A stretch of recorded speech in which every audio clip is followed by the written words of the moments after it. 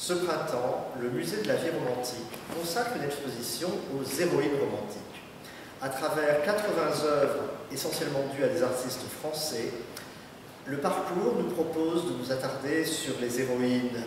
historiques, sur les héroïnes de fiction et sur les héroïnes de la scène.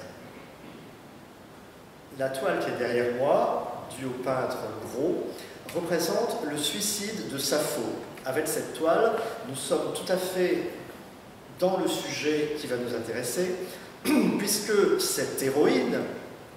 connaît une mort tragique, ainsi que la plupart de celles que nous verrons. Sappho n'est pas tout à fait n'importe qui, c'est une des plus grandes voix poétiques de l'Antiquité, c'est une femme, et même si son nom est aujourd'hui devenu synonyme de lesbianisme, une légende était née autour d'elle et de ses amours malheureuses pour un nommé Phaon, et c'est au nom de cet amour déçu qu'elle se suicide en se jetant dans la mer, néanmoins avec sa lyre à la main, avec l'instrument même de sa poésie.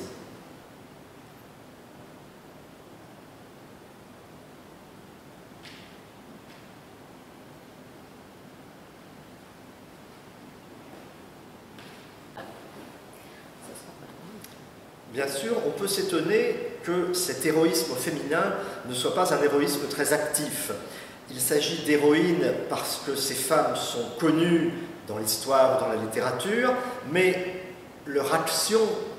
n'est pas vraiment héroïque en soi, et ce qui fait vraiment d'elles des héroïnes, c'est souvent leur mort qu'elles se donnent elles-mêmes par suicide, ou mort qui leur est infligée par un homme ou au nom d'un homme.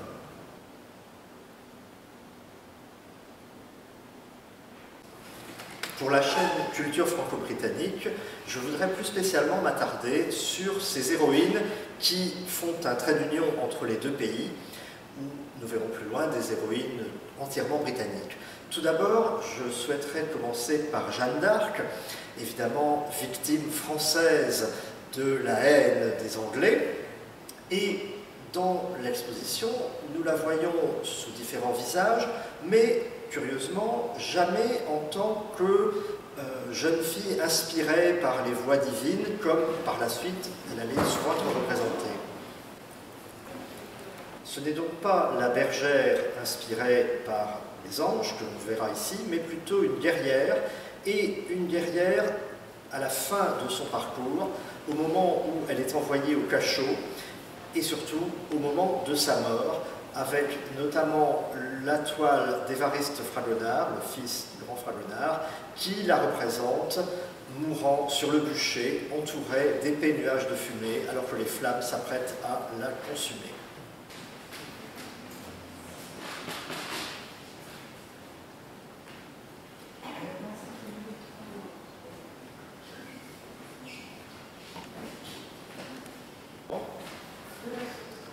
Par son destin tragique, Marie Stuart est une autre de ces héroïnes franco-britanniques. De mère française, mais reine d'Écosse, elle a très vite intéressé la littérature et est devenue une héroïne de roman. C'est d'ailleurs peut-être ce qui lui vaut d'être représentée ici, non pas mourante, non pas condamnée et victime, mais bien au contraire comme prenant la défense de celui qu'on soupçonne d'avoir été son amant,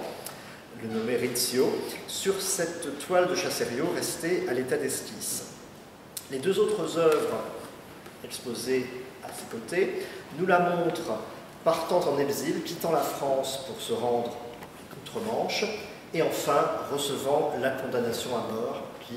mettra un terme à sa vie. Une autre image de Marie Stuart nous est fournie par la photographe Julia Margaret Cameron, artiste britannique, alors que la grande majorité des artistes présents dans cette exposition sont français. C'est aussi l'occasion de faire entrer la photographie dans cette exposition, photographie inventée en 1839 et donc appartenant à l'époque romantique. Ici, c'est une œuvre de 1870, c'est-à-dire l'œuvre la plus moderne, la plus récente qu'inclut l'exposition et qui nous montre Marie Stuart, non pas encore mourante, mais attendant patiemment de connaître son sort.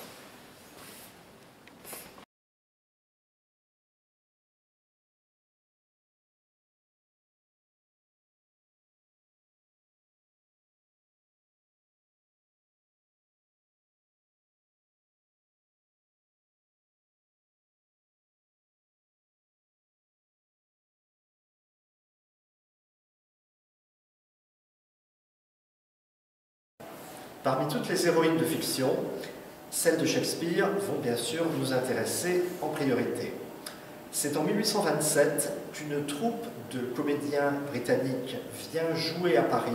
plusieurs pièces de Shakespeare en anglais, et ces représentations vont attirer toute l'intelligentsia parisienne de l'époque, avec de nombreux artistes comme Hector Berlioz, Alexandre Dumas ou Eugène Delacroix. Hector Berlioz, d'ailleurs, tirera non seulement l'inspiration de plusieurs de ses œuvres, mais également il rencontrera celle qui deviendra son épouse, l'actrice Harriet Smithson, qu'on voit sur une gravure dans le rôle de Juliette. Les artistes peintres vont s'emparer des œuvres de Shakespeare et, bien sûr, c'est très souvent la mort tragique des héroïnes shakespeariennes qu'ils représenteront. L'exposition en propose plusieurs: Desdémone, étranglée par Othello, Lady Macbeth qui se suicide, alors on ne la voit pas se suicider sur les œuvres, mais on sait qu'elle connaît une mort tragique, Juliette, et bien sûr Ophélie, qui elle aussi se suicide.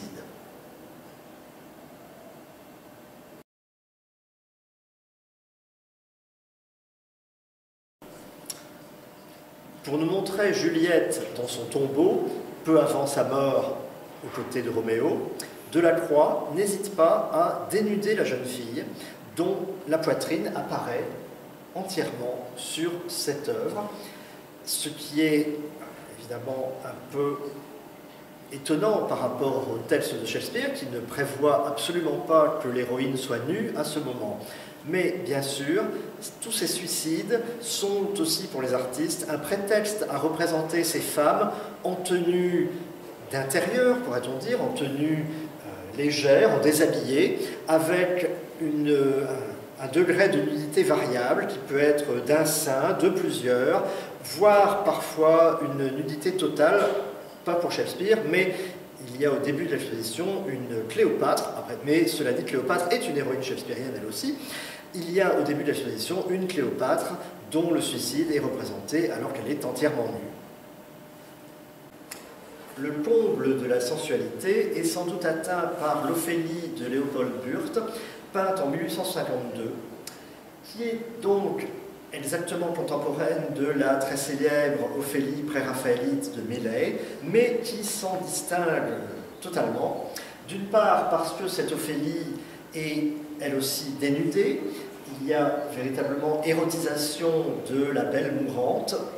On voit ici le sein tout à fait mis en valeur par le peintre. Et également, cette œuvre n'a rien à voir avec la peinture pré-raphaélite parce qu'elle s'inspire bien davantage de l'art d'Ingres, avec la douceur des contours, avec le profil grec de l'héroïne et le drapé blanc qui met en valeur les courbes du corps d'Ophélie sur le point de se noyer.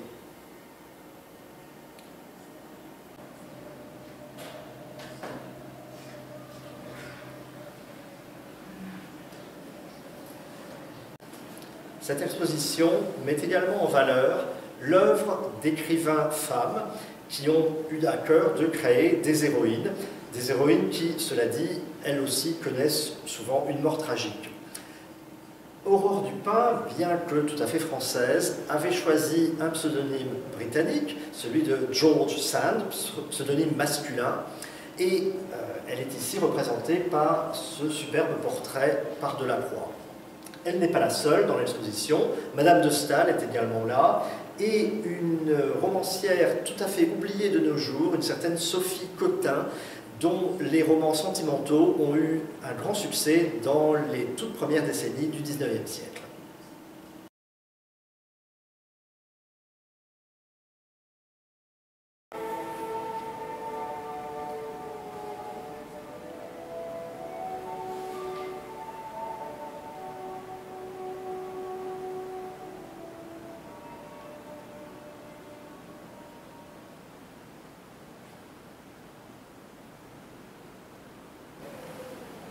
En 1832, le ballet La Sylphide met à l'honneur une légende écossaise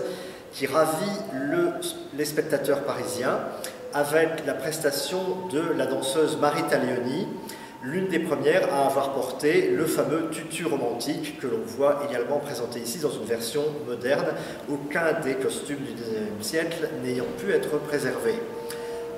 Le côté écossais est surtout visible évidemment chez les personnages masculins, comme on le voit sur la toile représentant la danseuse accompagnée de son frère, puisqu'il est vêtu d'un kilt et d'un béret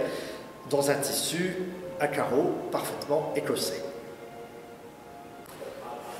Le tutu vaporeux et les pointes contribuent bien sûr à dématérialiser la femme dans ces spectacles, l'héroïne devenant un être quasiment surnaturel et libéré des contraintes de la gravité, puisque la danseuse semble évoluer libre du poids qui régit le reste du genre humain.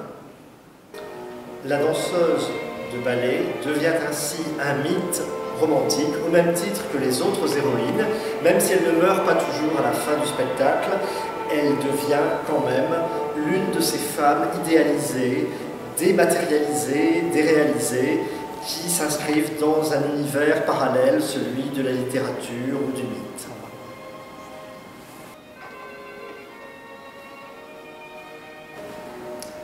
Au même titre que la danseuse, la chanteuse d'opéra est également une héroïne romantique, outre le fait qu'elle en incarne sur scène, ici Maria Malibran dans le rôle de Desdémone dans l'Othello de Rossini, mais elle peut elle-même connaître un destin tragique. Maria Malibran est en effet morte des suites d'une chute de cheval alors qu'elle chantait en Angleterre.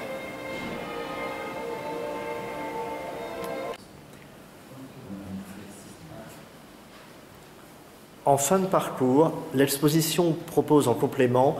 quelques visions cinématographiques des héroïnes romantiques, comme ici le Macbeth réalisé par Orson Welles, rejoint par la Traviata, Mary Stuart, la Sylphide et même Madame Bovary.